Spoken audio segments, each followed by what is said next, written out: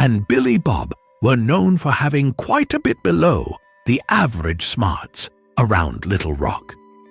One day, in the Little Rock Walmart, they decided to get in on the weekly charity raffle. They each bought 5 tickets at $1 a pop. The following week, when the raffle was drawn, each had won a prize. Billy Bob won first place, a year's supply of gourmet spaghetti sauce and extra long spaghetti. Bubba won 6th prize, a toilet brush. About a week or so had passed when the men met back at Walmart. Bubba asked Billy Bob how he liked his prize, to which Billy Bob replied, "Great, I love spaghetti." Billy Bob asked Bubba, "How about you? How's the toilet brush?" "Not so good," replied Bubba. "I reckon I'm gonna switch back to paper." 1. A fight breaks out at a newfi wedding. Chairs are flying and women are crying. The police show up and arrest all the men involved in the scuffle. They all are brought to the courthouse, and all you hear is chatter. "Order in my court!" screams the judge. "Can someone come up and please explain what happened?" Jimmy speaks up. "Well, you see, Judge, at a newfi wedding, it's tradition for the first mate have a dance with the bride. So I get up there, and I'm dancing with the bride. She was grinding up on me, you see, and Tommy didn't take too kindly to that. So Tommy walks up and kicks her right in the put. Right in the put. The judge cringes as he says, "That must have hurt." Jimmy says, "Hurt? Broke 3 of my fingers. 2. An ex-husband and ex-wife are in court fighting in a bitter custody battle over their child. The judge asks the woman, "Why do you feel you deserve custody?" The woman says, "I brought that child into this world. My child literally came out of me. That is why I deserve custody." The judge nods his head and says, "That is a simple and logical reason. It makes sense." Then the judge turns his head to the man and asks, "She said her side of things. Why do you feel you deserve custody?" The man sits in his chair and slowly drinks from a can of Coke. Then he holds up the empty can in his hand and says, "Was this my Coke or my ex-wife's Coke?" Confused, the judge says, "I believe that was your Coke." The wife is also confused, and the judge looks over at her and asks, "Was that your Coke?" The ex-wife says, "No, it was his Coke." The man looks at the judge and says, "Good, we all agree. So when I put money in a Coke machine and a Coke pops out, the Coke is mine, not the Coke machine's, correct?" 3. A man awakes in his darkened bedroom to find his wife tugging at his elbow. What? What's wrong?" he says blearily. He can barely see her in the dimness. "Honey, if I were to die and you remarried, would you sleep with her in our bed?" she asks him anxiously. He turns and looks at his bedside clock at 3:14 a.m., then turns back to her. "Hon, can't this wait? I mean, what?" "Please," she says, "I need to know." He thinks about it for a moment, gathering his muddled thoughts. "Well, it's a pretty new bed. We've only had it a few years, so I suppose so, yeah." She considers this, then squeezes his arm again. "And my clothes. What about my clothes? Would you let her wear my clothes?" He glances toward the large walk-in closet, then turns back to her, a little exasperated. I don't know, hun. Maybe you have a lot of clothes. He sighs. If they fit her and she wanted to, better than letting them go to waste, I guess. She pauses again for a moment, taking this in. And my golf clubs? Would you let her use those? No, he replies. She's left-handed.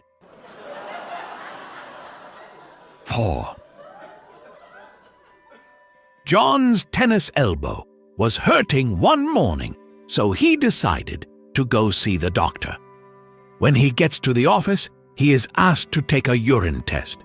He complains about it, but finally does it anyway.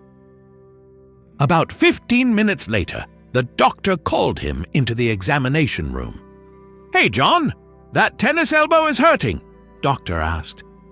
"Oh, the receptionist told you about it?" asked John. The doctor says, No, not at all. I bought a new urinalysis machine, and it tells me everything." "That's bull," says John. The doctor assures him that it's true and tells him to take some meds and come back in 2 weeks with another urine sample. The receptionist gives John a specimen cup before he leaves. 2 weeks later, John is getting ready to see the doctor.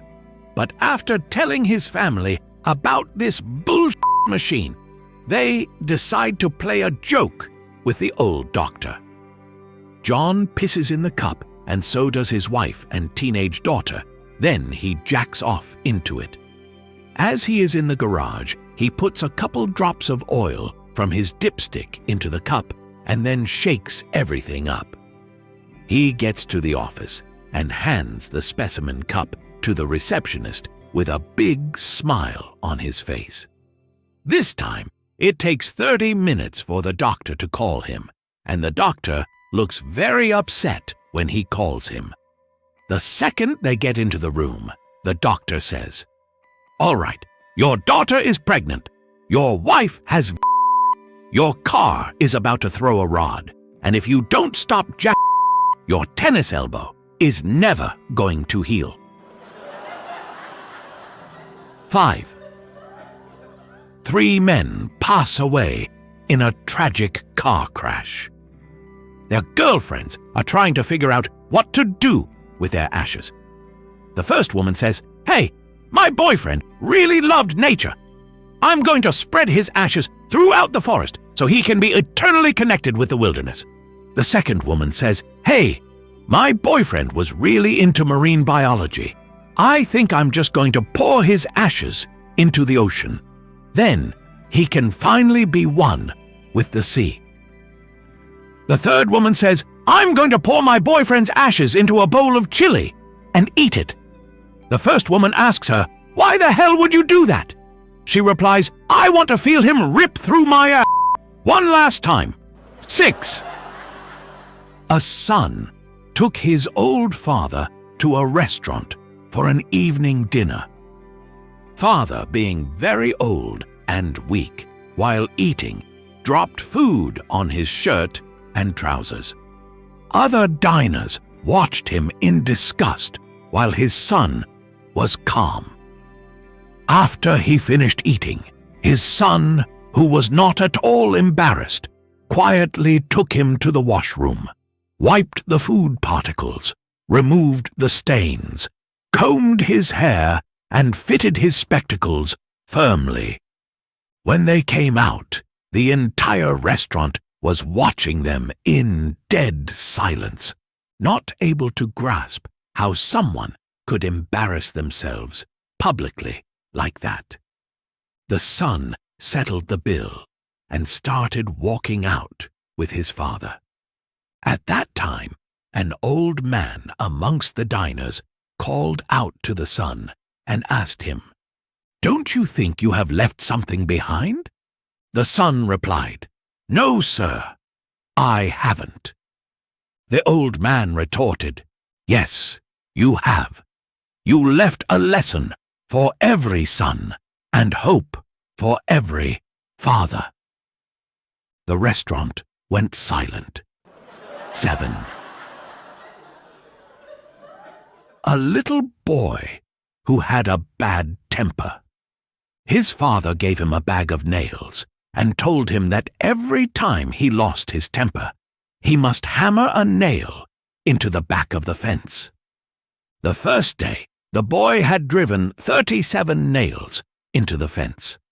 Over the next few weeks, as he learned to control his anger, the number of nails hammered daily gradually dwindled down. He discovered it was easier to hold his temper than to drive those nails into the fence. Finally, the day came when the boy didn't lose his temper at all. He told his father about it, and the father suggested that the boy now pull out one nail for each day that he was able to hold his temper. The days passed, and the young boy was finally able to tell his father that all the nails were gone.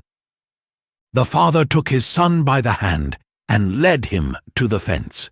He said, "You have done well, my son, but look at the holes in the fence. The fence will never be the same. When you say things in anger, they leave a scar just like this one. You can put a knife in a man and draw it out. It won't matter how many times you say I'm sorry. The wound is still there." The little boy then understood how powerful his words were.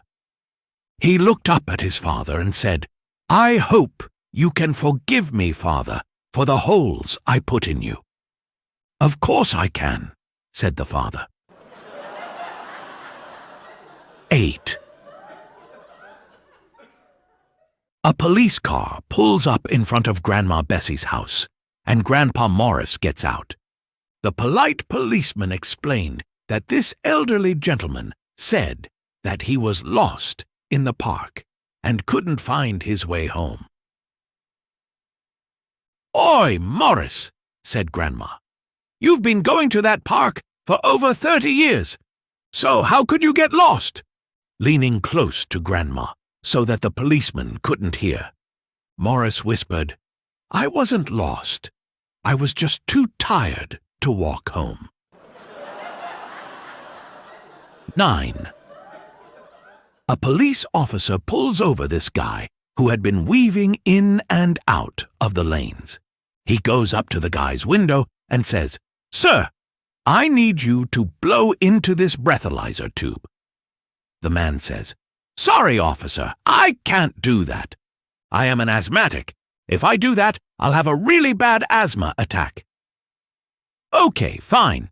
I need you to come down to the station to give a blood sample." "I can't do that either. I am a hemophiliac. If I do that, I'll bleed to death." "Well, then we need a urine sample." "I'm sorry, officer, I can't do that either. I am also a diabetic. If I do that, I'll get really low blood sugar." "All right then, I need you to come out here and walk this white line." "I can't do that, officer." "Why not?"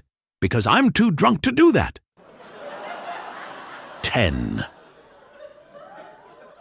A policeman was interrogating 3 blondes who were training to become detectives. To test their skills in recognizing a suspect, he shows the first blonde a picture for 5 seconds and then hides it. "This is your suspect. How would you recognize him?" The first blonde answers, "That's easy. We'll catch him fast because he only has one eye." The policeman says, "Well, that's because the picture shows his profile." Slightly flustered by this ridiculous response, he flashes the picture for 5 seconds at the second blonde and asks her, "This is your suspect. How would you recognize him?" The second blonde giggles, flips her hair, and says, "Ha! He'd be too easy to catch because he only has one ear." The policeman angrily responds, "What's the matter with you two? Of course only one eye and one ear are showing because it's a picture of his profile. Is that the best answer you can come up with?" Extremely frustrated at this point, he shows the picture to the third blonde, and in a very testy voice asks, "This is your suspect. How would you recognize him?" He quickly adds, "Think hard before giving me a stupid answer." The blonde looks at the picture intently for a moment and says, "The suspect wears contact lenses." The policeman is surprised and speechless because he really doesn't know himself if the suspect wears contacts or not. "Well, that's an interesting answer. Wait here for a few minutes while I check his file, and I'll get back to you on that." He leaves the room and goes to his office, checks the suspect's file in his computer, and comes back with a beaming smile on his face. "Wow, I can't believe it. It's true! The suspect does, in fact, wear contact lenses. Good work! How were you able to make such an astute observation?" "That's EAC," the blonde replied. "He can't wear regular glasses because he only has one eye and one ear."